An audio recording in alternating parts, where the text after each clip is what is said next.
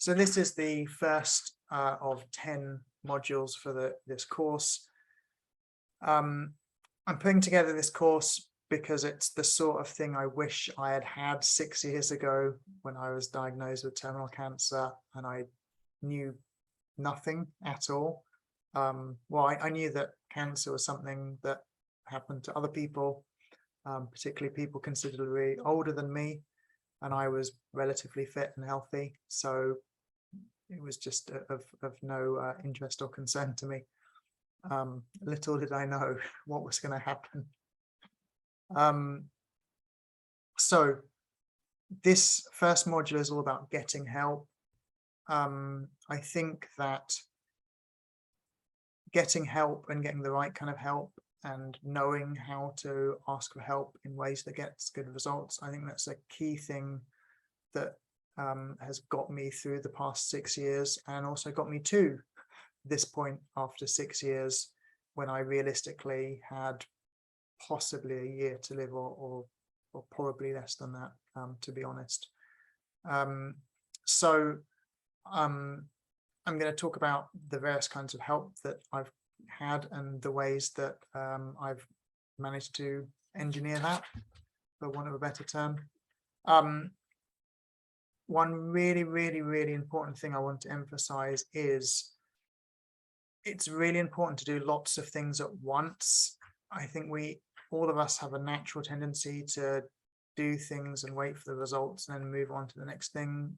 But that's not a strategy to get through something as serious as cancer. I talk to a lot of patients around the world who are asking me about different options, and especially the cutting edge treatment that I've had, and also cutting edge treatment that I've heard of other patients having. And typically people ask me about these things, and then they'll be very kind of happy to hear that these treatments exist. And they'll say, oh, I'll do that if my current treatment fails, or I'll do that when chemo stops working or whatever. And that is not a good strategy. That's not a path to getting better, unfortunately. The same kind of thing just with finding options, right? You need to find out about multiple treatments at once. You do not wait to hear from one specialist before moving on to another one. It makes sense to, we're not in control of how long people take to give us the information that we need. So if you're asking people for help, it makes sense to kind of set aside a block of time and do a whole load of it at once. Just for example, I think maybe many of you are here because I recently got some attention in the British media. It's mainly from a newspaper called The Eye, which is allegedly Britain's most trusted newspaper. I don't know if that counts for a lot. But I reached out to 13 journalists, well, not even journalists, actually, like health editors of all the main newspapers in the UK. I said, I'm doing this course and I've got this amazing story, and two replied. Unfortunately, one of them was a journalist at The Eye, health correspondent at The Eye, and that's the reason this course has got off to a good start, is that media attention. If I had emailed a journalist and waited and maybe got the courage to email another one after a couple of days, maybe I would have given up at the third try. But the fact that I just sat down and sent out 13 emails at once, made things, it kind of stacked the deck in my favor. So a lot of this is about looking for all the options and getting things ready. So if you're going to do crowdfunding, which I had to do because I had no money when I was diagnosed with cancer, I work freelance, and so when the cancer diagnosis happened and I started chemo and things, I couldn't work and thus did not get any money. if you're going to do crowdfunding, it is best to start it right now, because it's better to have the money and not need it than to need the money and not have it. Cancer is very expensive. And sadly, it's one of the things where money makes a lot of difference, and not just like paying for treatment, but just very simple things like, having the money to have a taxi home from hospital after you're, feeling rotten from chemo, instead of having to ask a family member to come and get you or whatever. Money sadly makes a difference. I think that's a terrible situation, but that's a discussion for another time. So yeah, getting help all at once is something that I learned pretty quickly early on. So if you're going to get information from specialists, you want to contact a load at once. Things like contacting pharmaceutical companies, especially in countries with universal healthcare. You wouldn't imagine that you can just contact a pharmaceutical company and say, my chemotherapy stopped working, I can't get in a clinical trial, could you give me some advanced treatment for free? And sometimes they will. There are various terms for it. It's usually called like compassionate treatment, I think. And essentially what they're doing is they're doing like a trial of one. Pharmaceutical companies often do something called post-marketing surveillance, which basically means the drug has been approved for general use. So it's gone through the 3 phases of trials, which I'll talk a lot about in the clinical trial module. But the 3 phases of trials, so that's phase 1, checking the drug works. Phase 2, phase 1, checking the drug is safe. Phase 2, checking it works. Phase 3, checking how well it works and if it's better than standard care. So drugs that have been through that often still have more kind of trials and case studies, which is called post-marketing surveillance. So it is worth contacting drug companies and seeing if they will give you some drugs. Again, don't contact one and then be upset when you get like a form email back saying, sorry, but no. Look at all the drug companies that have related drugs.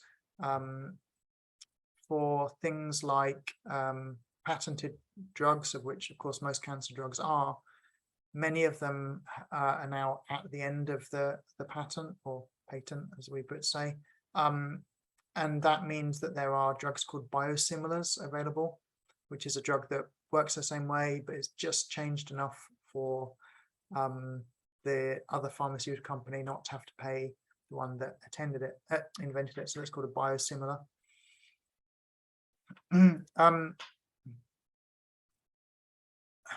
Yeah, one general point I wanted to say about getting help, particularly from friends and family, and this isn't a nice thing to say, but people's kind of skills and knowledge and attitude don't just magically change because you're in a very difficult situation.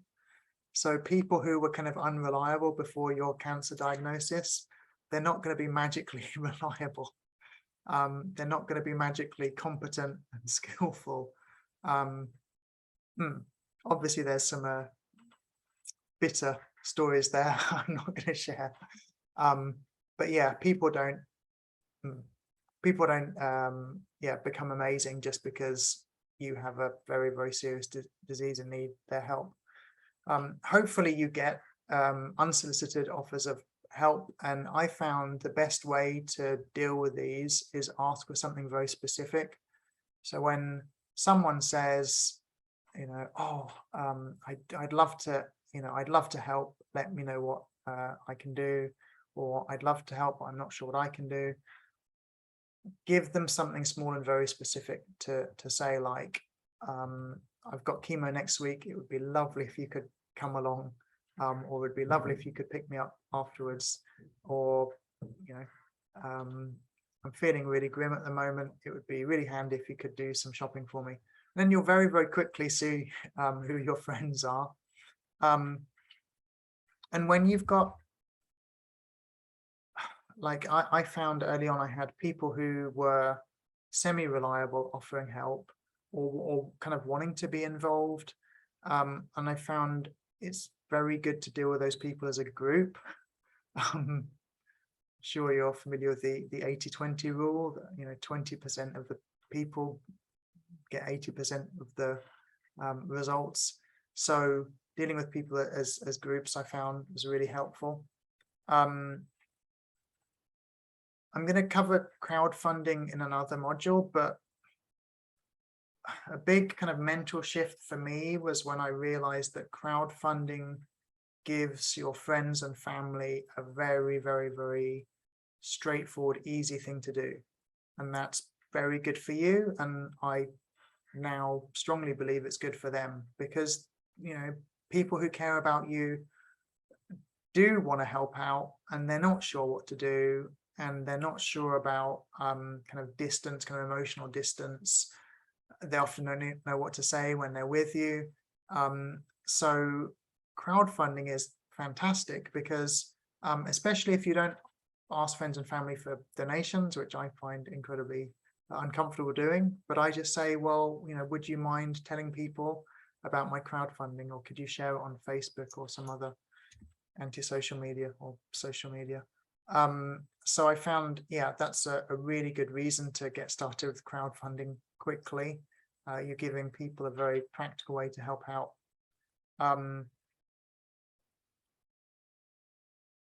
So I found that during my like 4 years of very tough treatment, so I was doing chemo, I had big surgeries, I did a lot of radiotherapy, I was doing the immunotherapy, which had no side effects at all, really.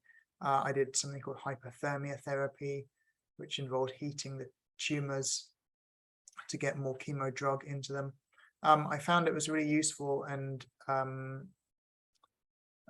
motivating to have people just with me.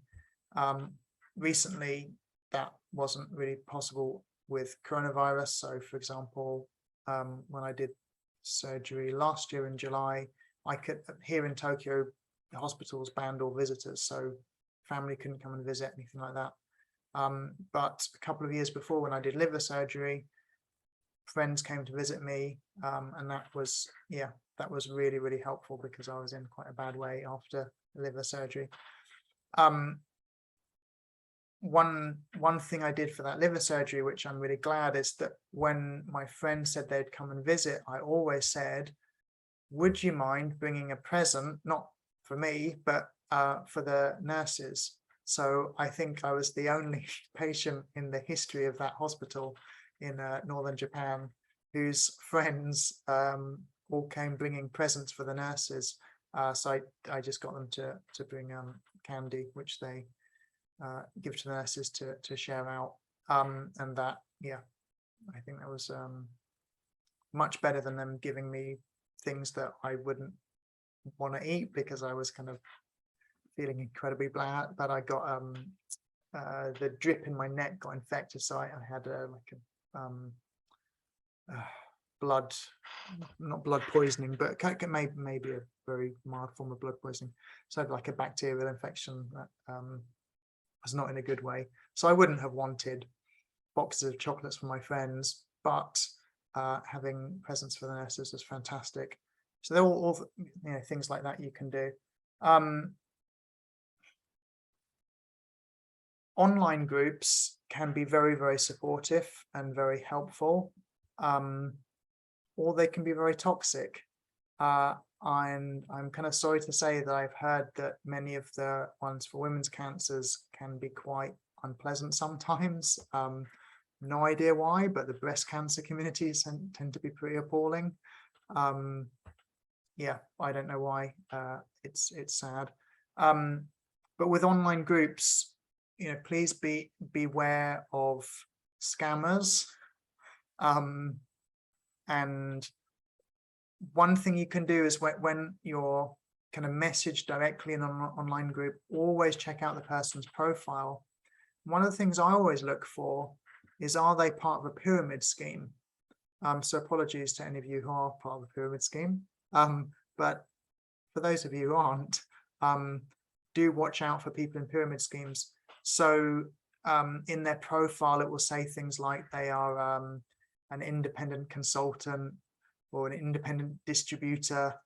And, you know, they're often trying to push some kind of supplement or, you know, the green smoothies or whatever.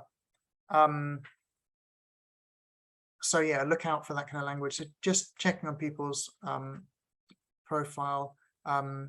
In the colon cancer community, everyone is trying to push various cannabis-based things. I've never looked into the medicinal use of any of that kind of stuff. I've heard it's maybe useful for some people for side effects, but certainly it's not going to magically shrink your tumors, I'm afraid. So yeah, you might get people kind of trying to market that kind of stuff to you. Again, one of the ways you can see that it's a kind of a marketing thing is select some of the text, paste it into Google, and see if results come up, right? Because if they've written that message to you, it should not appear on a whole bunch of websites trying to sell stuff.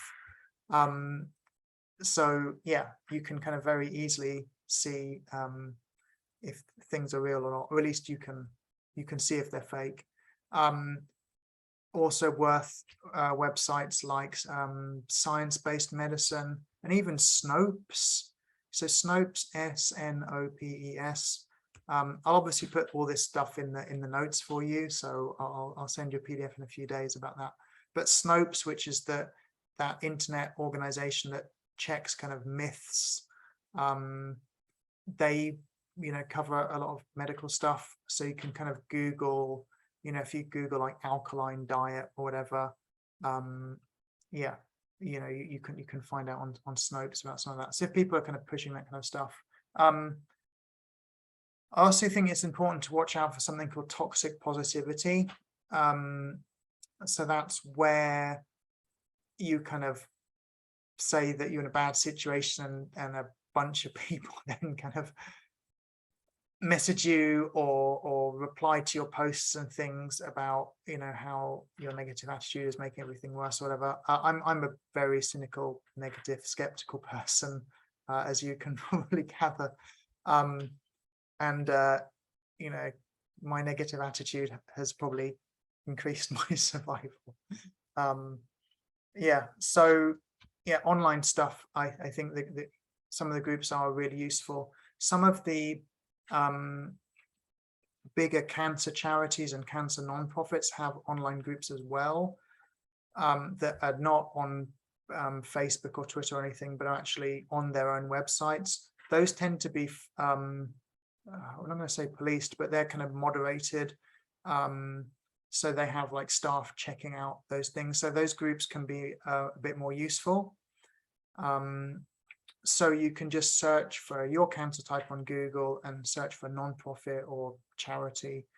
And some of those will have an online forum where you can talk to people with the same kind of cancer as you. Just on the point of online groups, I think it's useful to be in some groups that are very specific to your diagnosis, and then also some groups that aren't, because one of the big kind of changes in oncology over the past few years is it's getting easier and easier, or better and better results from using a treatment for one cancer or one group of cancers and using it for presumably unrelated cancers. A very famous example of this is that I think like 10% of people who have colon cancer have the HER2 mutation, which is very well known breast cancer mutation. And that means that for those patients, they may get good results with certain breast cancer drugs that target HER2. So yeah, that's kind of really worth doing. And which actually brings me on to kind of a point about self-education. So obviously, a group of people who should be giving us a lot of help are the medical professionals. And one thing I've found is that the more you educate yourself, the smoother it is, especially if you're asking for things that the medical professionals are not used to dealing with, like, I've heard of this new treatment for rare pancreatic cancer, would it work for my colon cancer, or whatever it is. You can imagine how frustrating it is for like an oncologist when a patient will hear about some wonder treatment on the internet and ask the oncologist, and it's like the oncologist has to say, well, that's for very early stage people with a completely unrelated cancer to you.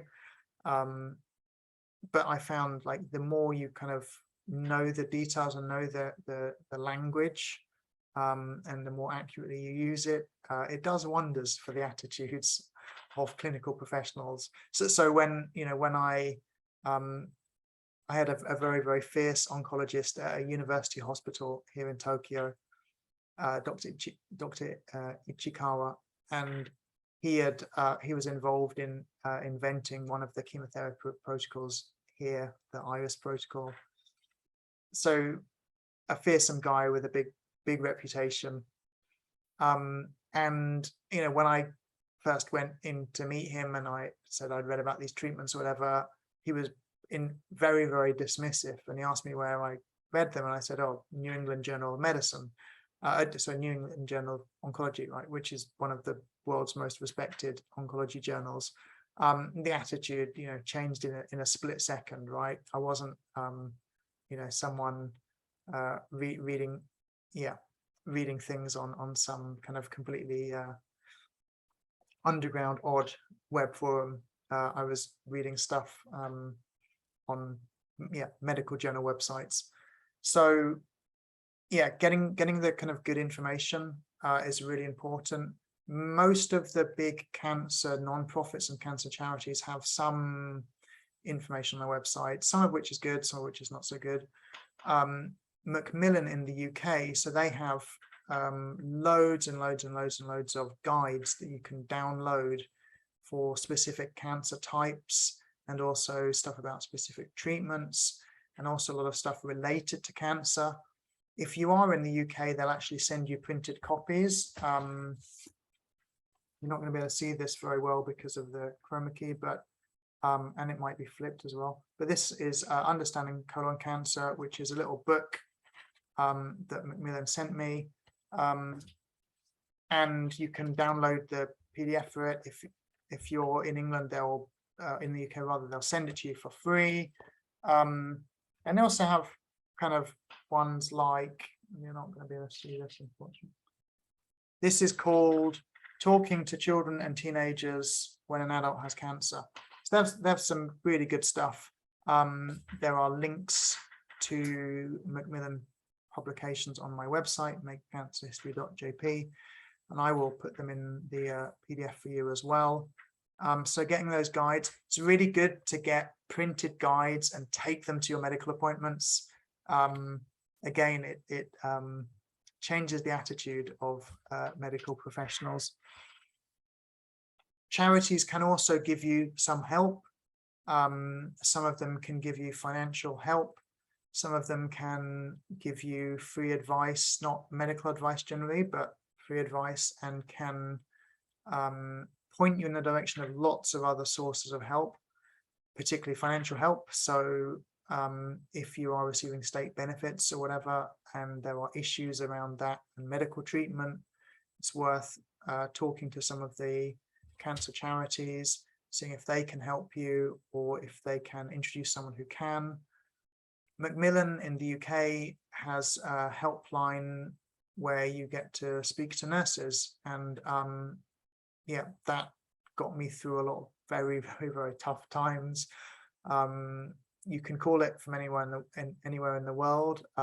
So yeah, I was calling it from Tokyo, yeah, late at night here, mid-morning in the UK, and yeah, some of the Macmillan nurses are seriously good, and they'll do things like tell you questions to ask before surgery.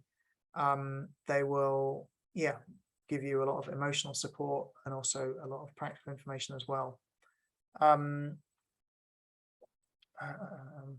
Yeah, So just out of interest, if you are in the UK, can you just type UK into the chat if you can see it? Because there is a specific point I want to just mention. Okay, excellent. Quite a few of you. In the UK, it is difficult to speak to medical specialists directly. So the way things typically work is you're in the care of the oncologist, and hospitals have like a meeting, usually once or twice a week, called the MDT meeting. So MDT is multidisciplinary team meeting. And this is where they discuss the important cases at the hospital, of which yours as a cancer patient is automatically one of them. It's really important to try and fight for some access to specialists, because the problem is, if you're getting all the information kind of secondhand from the oncologist, a lot of the details are lost in translation. So to give you a very, very concrete example, I want you to imagine 3 patients where the cancer spread to the liver and it's from somewhere else.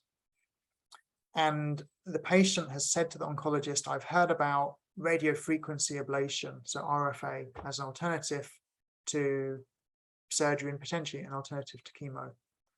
And the oncologist goes to the meeting and there's maybe an RFA specialist there, and the oncologist talks about your case and asks, well, is Matthew a candidate for RFA based on this clinical situation? And let's say, yeah, with patient A, the candidate is not the patient is not a candidate because the tumors are kind of close to a blood vessel or near some nerves, and there's not a good path to do. So RFA is that one where they kind of put a needle into the organ or the tumor, if it's in the lung or whatever, and heat it with radio waves to ablate, which means destroy the tumor. Okay, so patient 1, not a candidate because there's no good path, right, based on a recent, let's say, recent MRI scan. Patient 2, they've got lymph nodes with cancer as well, and the RFA specialist says, nope, not going to do it because the person's got cancer in the lymph nodes.